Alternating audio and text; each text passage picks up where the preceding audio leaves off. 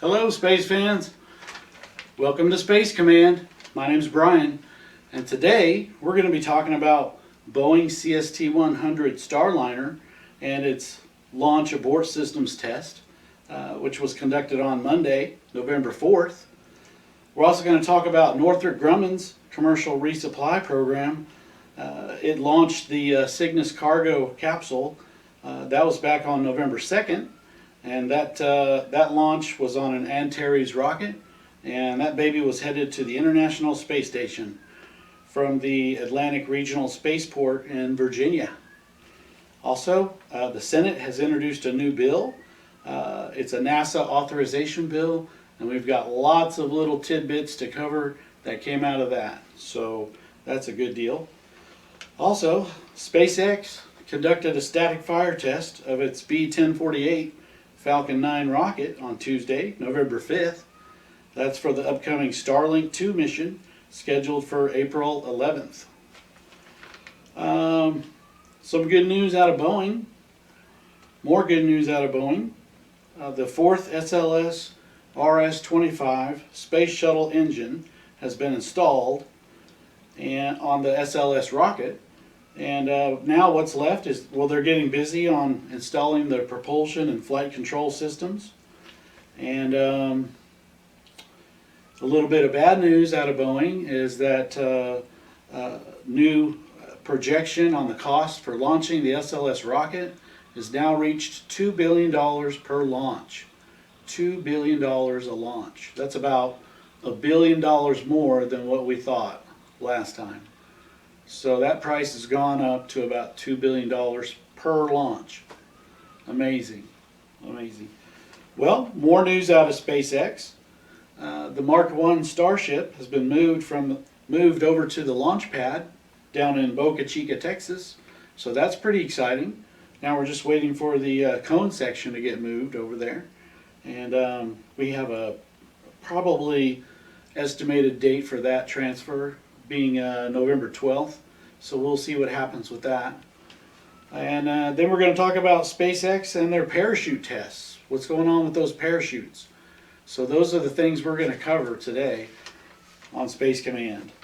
Well, first I'd just like to mention, before we get into that, all that good stuff, hey, it's been 3,032 days now since the United States has been able to launch American astronauts on American spacecraft into space.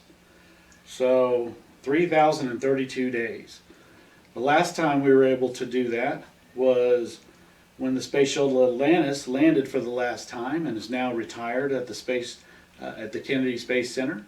So since then we've been paying the Russians $86 million per seat on a Soyuz rocket on the Soyuz capsule up to the International Space Station. So $86 million for each seat there. That's amazing. Well, we've got some space weather going on.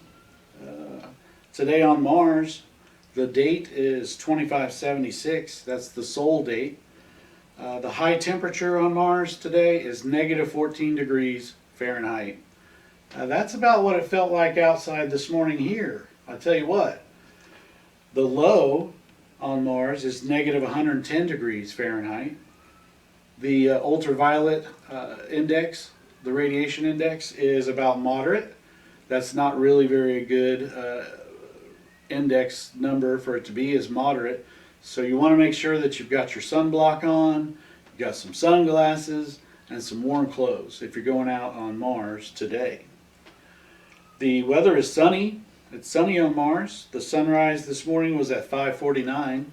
The sun's going to set at 5:32. And the winds are 4 miles an hour out of the east. Other space weather, I know that on the 12th, I think there's going to be a full moon. So we're always looking forward to a full moon. And you can't beat that. Well, all right, that's the space weather for today. Let's get into some of these issues that we talked about. Here we go.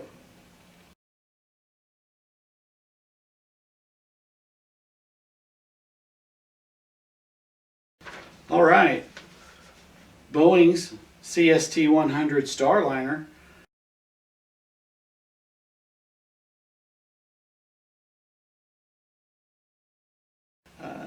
completed a major test on Monday, November 4th.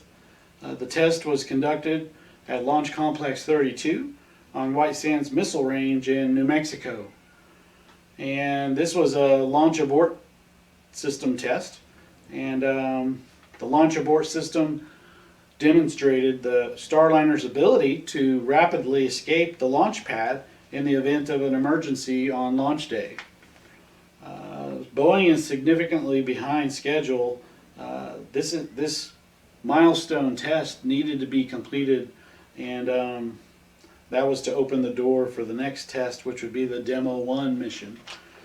So the test consisted of the simulation of a dangerous situation on the launch pad, and at that time the Starliner would ignite its 4 launch abort engines, which would push the Starliner away from the test stand with 160,000 pounds of thrust.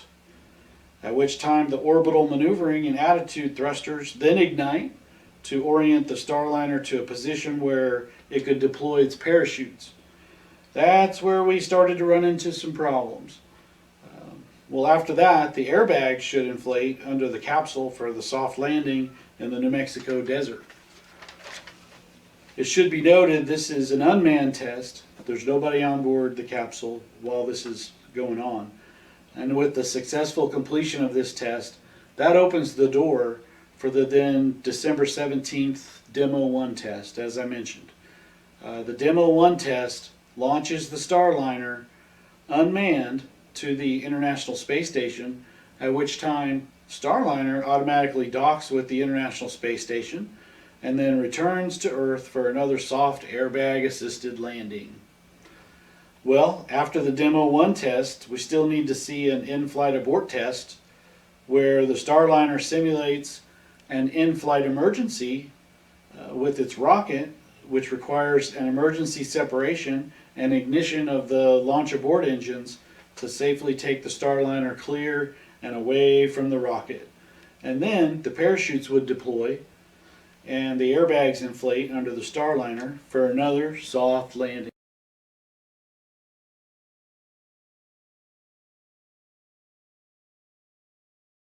Well, upon the successful completion of these tests, the Starliner should be set and ready to go to transport real live human astronauts to space and the International Space Station.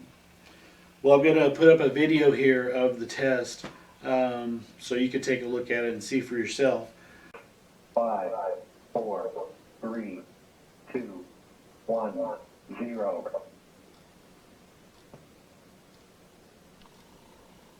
Liftoff. Roll complete. LE cut off. On track.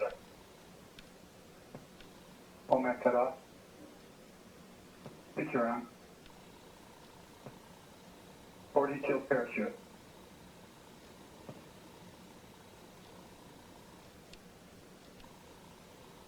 Throw parachutes main.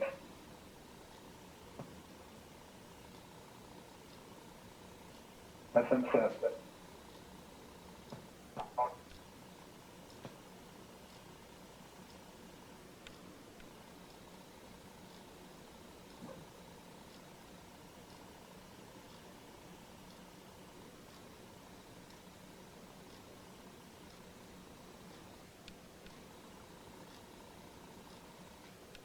Remains fully discrete.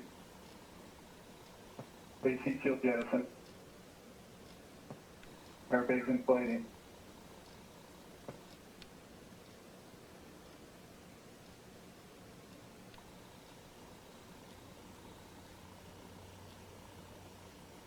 CM touchdown.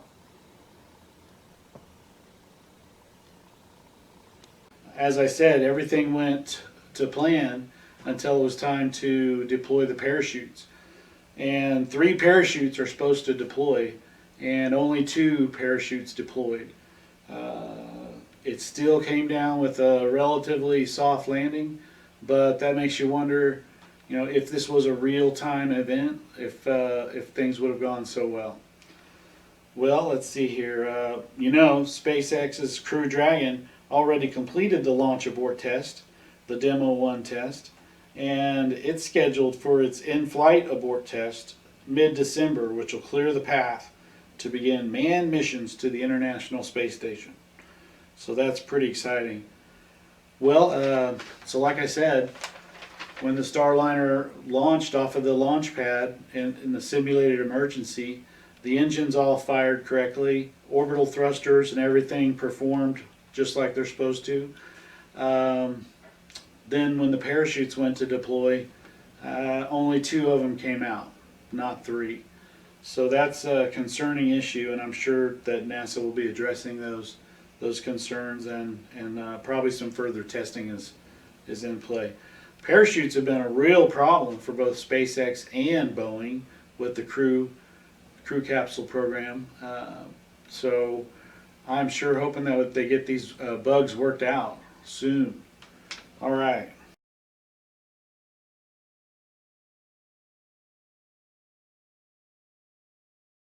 Also on the agenda today is Northrop Grumman's commercial resupply program with its Cygnus cargo capsule, which launched on an Antares rocket to the International Space Station on November 2nd. And that did launch on an Antares rocket. It's kind of a beefed up Antares rocket. This was their first test of the new rocket that's been upgraded. And so that launched from the Mid-Atlantic Regional Spaceport in Virginia, as I mentioned. It's already docked or berthed. It's berthed at the International Space Station because it does not have the ability to automatically dock.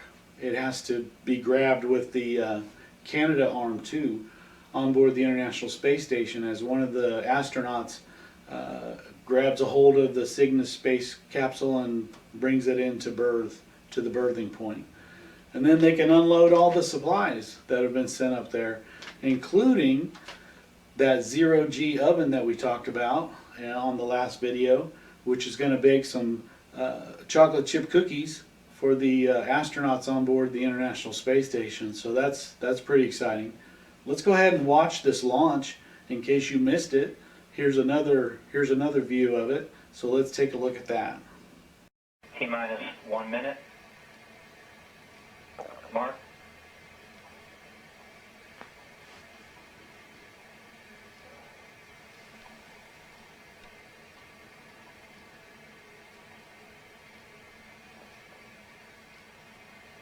Range is green, weather is good.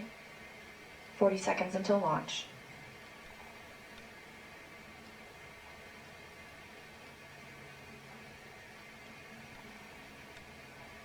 T-minus 30 seconds. Mark.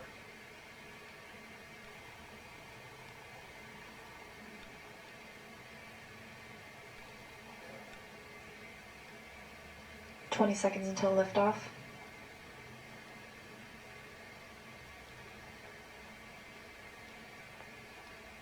T-minus 10.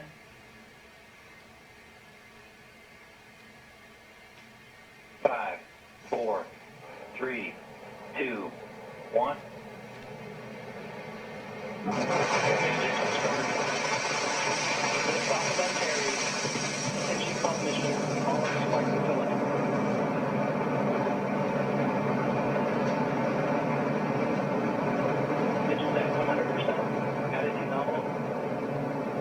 Power nominal.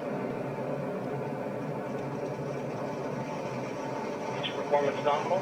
Attitude nominal. Core pressure nominal.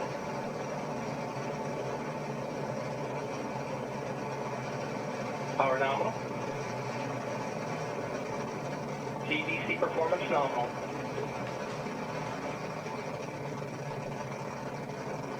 Engine performance nominal.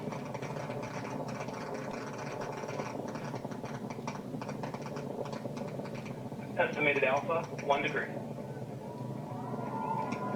VNO3 is open.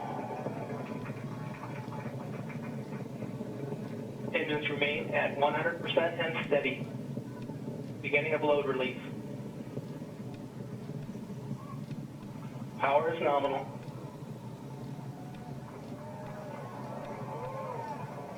Estimated alpha, 1 degree. Engines remain at 100% and steady.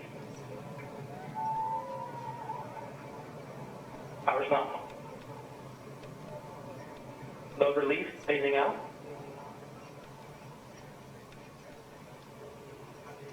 The NG3 is open.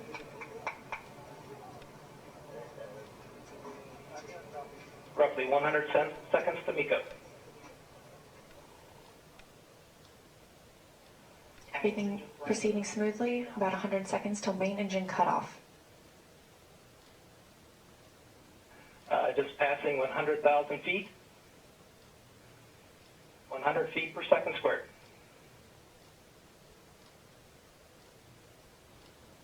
High altitude pitch up at 5 degrees.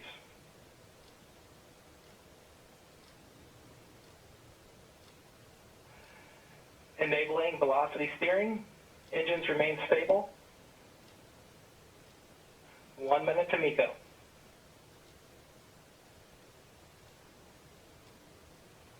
Engines remain at 100%. Attitude is nominal. VNO4 and VNO5 activated. Power nominal.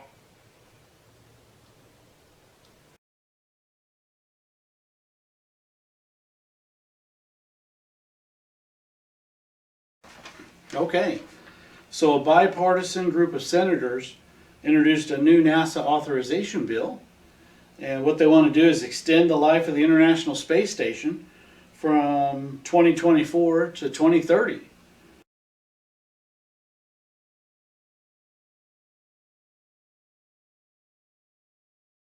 So that is awesome. They also want to support increased commercial activity on the International Space Station.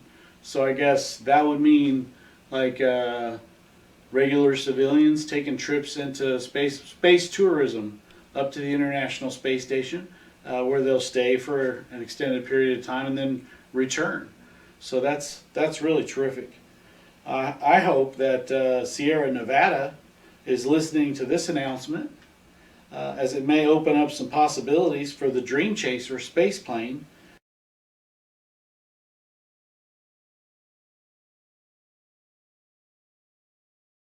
to be able to carry passengers as well as cargo to the International Space Station. They're already contracted to send cargo to the International Space Station, but they were severely disappointed that they didn't get included with the commercial crew program that SpaceX and Boeing are participating in. So, you know, Sierra Nevada, this may be your big chance. Don't miss it. All right. Well, the Senate also authorized a NASA budget of $22.75 billion for the year 2020. And they also included more funds to Boeing to develop the SLS rocket's upper stage, which is not even, they haven't even started on that yet. Started on the design or anything. However, Boeing's supposed to be done with the upper stage for the 4th SLS launch, which is supposed to happen in 2025. So I think they've got to get busy on that baby. They're just now finishing the core stage of the first stage of the SLS rocket. So let's wish them a lot of hope in getting that done. NASA also wants a plan in place by 2021 for a nuclear thermal propulsion system. A nuclear thermal propulsion system. That is awesome. They also want a demonstration of this technology by 2024. So they want some kind of designs in place by 2021, and then by 2024 they want to see some demonstration of this nuclear thermal propulsion technology. That's going to be great. We're going to need that. It's going to be critical for deep space missions like to Mars and beyond. And Senator Ted Cruz said that he hoped the bill would pass the Senate later this year. So let's keep our fingers crossed and hope that that bill gets passed. It should. It's got bipartisan support all across the board. So we're hoping that goes through for sure.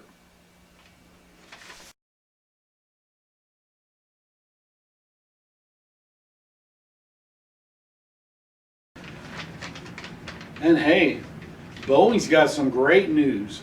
The fourth SLS RS-25 engine or rocket motor from the space shuttle engines has been installed on the SLS core. So that's awesome. They are moving right along with this now. What they're going to do now is they're working on the propulsion and the flight control systems, which are being installed. So that's pretty exciting. And you know, we learned some additional news on the SLS rocket that it's going to cost about $2 billion for each launch. $2 billion for each launch of this SLS rocket.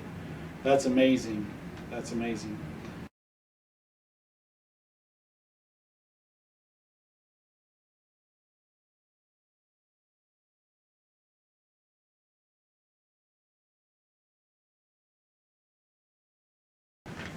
Hey, also in the news, SpaceX conducted a static fire test of its B-1048 Falcon 9 rocket. That was on Tuesday, November 5th. And this is for the Starlink mission, which is going to launch, let's see, November 11th is scheduled for that launch of the Falcon 9 rocket. So tune in for that. That'll be exciting.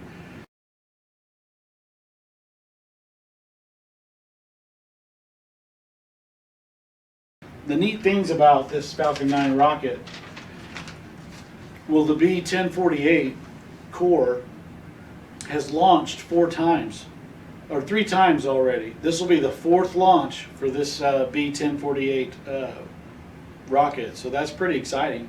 And it's carrying the Starlink satellites for the Starlink broadband internet program that Elon has planned. And they've already launched 60 satellites earlier this year. This will be another 60 satellites going up, so that's pretty exciting. And hopefully, you know, people will be able to get fast, high-speed broadband internet anywhere in the world once all of these satellite constellations have been launched. So, way to go, SpaceX. Also, they're reusing the fairing, the fairing that encapsulates the satellites on top of the Falcon 9 rocket to keep them protected during launch, which once they reach orbit, the fairing falls away. And then SpaceX tries to catch those fairings with Miss Tree and Miss Chief with these great big nets on these little boats that are going to go out and try and catch the fairing halves. So that's pretty exciting. And you can see the drone ship, Of Course I Still Love You, getting ready to depart so that it can catch the B-1048 Falcon 9 core as it returns and tries to land on that drone ship out in the ocean. So that's pretty exciting. And then, let's see, that pretty much makes the Falcon 9 rocket 80% reusable. 80%. That's awesome. Very awesome. Then, of course, SpaceX also has a launch scheduled for December 4th, which is the commercial resupply mission to the International Space Station to take cargo and whatnot up to the International Space Station. And then they load it back up in SpaceX's Cargo Dragon.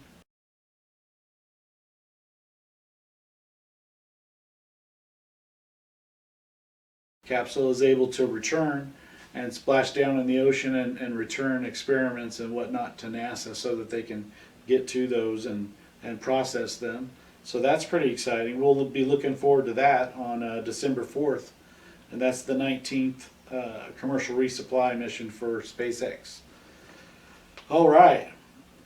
So what else is going on with SpaceX? Last week, they moved the Mark 1 Starship